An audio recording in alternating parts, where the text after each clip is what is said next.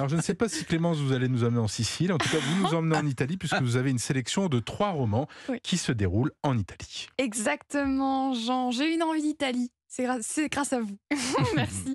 Alors, commençons notre séjour italien à Naples avec un de mes romans préférés, La Dormeuse de Naples d'Adrien Goethe, un livre d'enquête, de mystère et d'amour, divisé en 3 chapitres, 3 carnets, même bien distincts, centrés autour du tableau disparu, La Dormeuse de Naples. Cette femme à la peau diaphane qui pose nonchalamment et sensuellement pour le peintre Ingres. Le premier carnet, nommé La Dormeuse de Naples, est le journal intime fictif du peintre Ingres lui-même. Moi, Ingres, je survis à mes amours, je n'emporte rien avec moi, mais je me retourne souvent, n'est-ce pas beau? Moi, j'adore. Il y raconte sa rencontre passionnelle, amoureuse avec la fameuse dormeuse, alors que pourtant il est marié à une autre, Madeleine, pensez pour elle. Mais puisqu'il est peintre et 3 mois seul à Naples, il va peindre sa muse, la dessiner des centaines de fois, il va la caresser, toucher sa nuque, ses cheveux, et puis je ne vous en dis pas plus. Sachez simplement que vous serez surpris. Le deuxième carnet s'appelle Vue des Jardins Farnèse, et quant à lui, le journal de Corot, peintre également, qui lui pense avoir retrouvé le tableau disparu. Et enfin, le dernier carnet, La course de chevaux libres, est celui d'un ami de Guéricault, Guéricault lui aussi peintre, un artiste inconnu qui relate sa version des faits à lui et son envie d'en savoir, d'en dire plus ou moins quant à la disparition du tableau. C'est un roman d'une grande érudition, on en apprend beaucoup sur le milieu artistique du 19e siècle en Italie. Érudit, certes, mais toutefois très accessible, je le dis.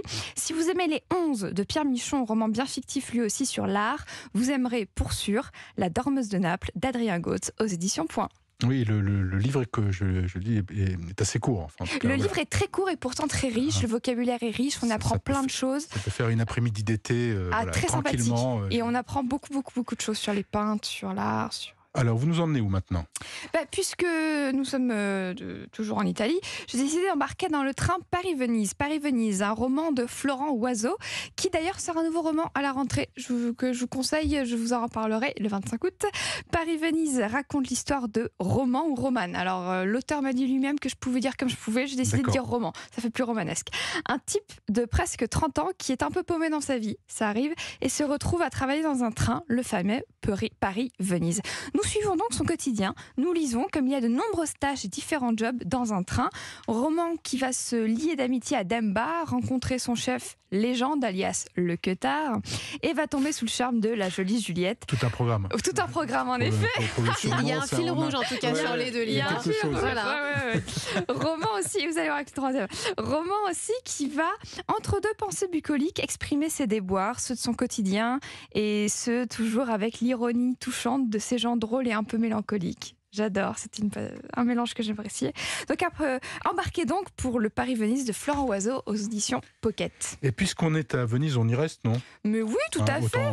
Maintenant que nous avons fait le voyage, lisons sur une gondole à Venise de la collection Histoire jamais entendue, dirigée par Bertrand Ploquin. Alors il y a aussi Histoire jamais entendue en Espagne, au Népal, au Brésil, mais moi aujourd'hui, j'ai décidé à Venise. Donc c'est écrit par Alfonso Dante. C'est un livre constitué de 10 petites histoires. Frappé par la douceur, et l'une d'entre elles. Et il est également question d'un monsieur qui travaille dans un train qui mène à Venise. C'est pour ça que je viens aimer le parallèle entre les deux.